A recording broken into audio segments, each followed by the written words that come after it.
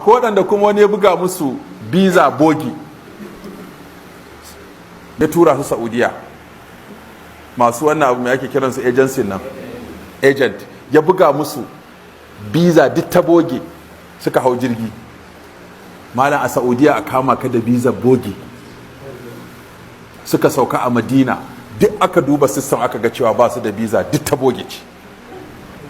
Kaga mafi saukin abin da za a musu a da su Najeriya, mafi munin abin da za a yi musu a kulle su kuma a hana su aikin haji. Wallahi suka yi ta wannan addu'a, la ilaha illallah asim. Kowa dama aka duba su aka babu sai ya ce ku koma can, da aka ware su aka kai su wani daki aka tara su, suna jira su ji ina Najeriya za a da su ko su jinu. Suna ta addu'a sai kawai su ƙasar Saudiya suka ce to wai waɗannan ma me yasa ina ma suka samu bizar bogen nan, ya nuna ba laifinsu bane don ga sunan kamfani, mai kamfanin nan ne ya turo su, shi ko mai kamfani yana Najeriya ba kamo shi za a yi ba. sai suka ce to abin da za a yi musu shine sai an buga musu biza yanzu. Suka turo cikin bizozin da suka turo Najeriya, dole a turo biza 20 da wannan adadin nasu, aka turo bizar, aka yi musu biza nan take suna cikin Saudiya, aka ba su suka tafi.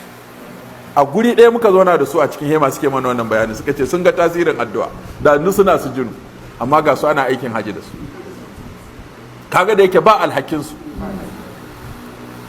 Na ce to ku ku sani ba, ba su sani ba, amma ɗaya daga ciki ya ce shi ya sani, domin agent ɗin ya gaya masa, ya ce ka tsaya daga baya-baya.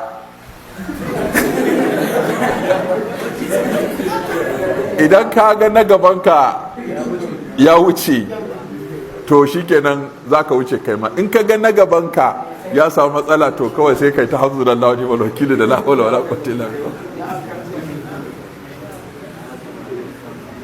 Shi yasa addu'a idan mutum yana yin ta zaka shiga wani irin yanayi, musamman inda haƙƙinka. Wallahi in ka tsaya ka tsarkake zuciyarka ga Allah, ka tinkare shi da addu'a, wallahi zai maka abin da zaka yi mamaki.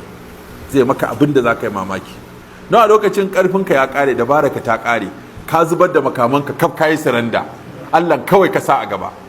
Da'awullaha mukhlisina lahu din, to a lokacin zaka ga abin mamaki.